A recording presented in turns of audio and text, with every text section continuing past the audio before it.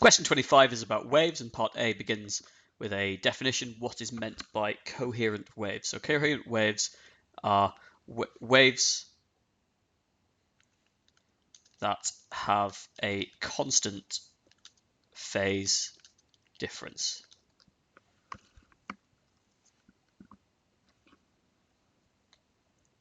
Part B, we look at two transverse waves, P and Q, that are passing through a point called X, and it shows the displacement time graph of the particle at point X for each wave independently. So state with a reason the motion of the particle at point X when both waves are present. Now you can see that these two waves are 180 degrees out of phase with each other, which means that there will be destructive interference taking place.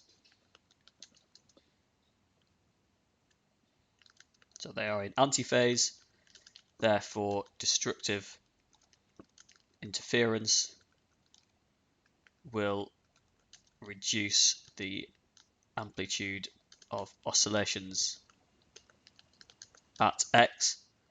However, X will still oscillate because the amplitudes of P and Q are not equal. That's important. If P and Q were equal, they would perfectly cancel each other out, but they're not, so there is still a resultant wave. So at X, there will still be some oscillations.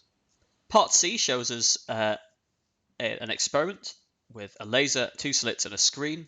The laser is emitting monochromatic light, and bright and dark fringes are observed on a screen. This is, of course, the Young double slit experiment, and we have to, for part I, explain why bright and dark fringes are observed on the screen. So the bright fringes are the result of constructive interference when two waves are in phase. Dark fringes are the result of destructive interference when two waves are in antiphase. In part 2, the laser has been replaced with a different laser. Laser B emits light of a different colour with a much greater intensity, and you can see the fringe patterns here for the two laser beams. According to the student, laser B produces a more spread out fringe pattern because the intensity of its light is much greater than that of laser A. This is incorrect. Explain why. What's the correct explanation? So the correct explanation is that wavelength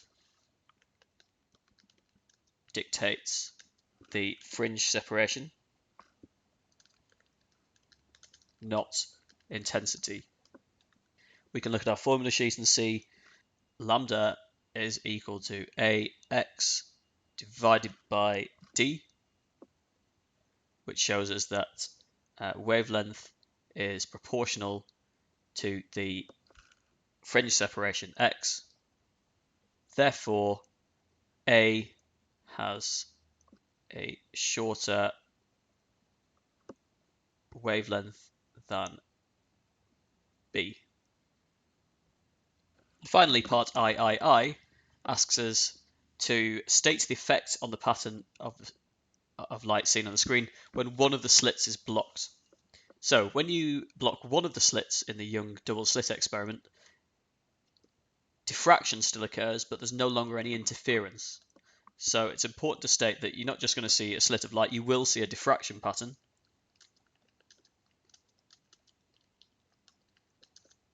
Caused by the single slit.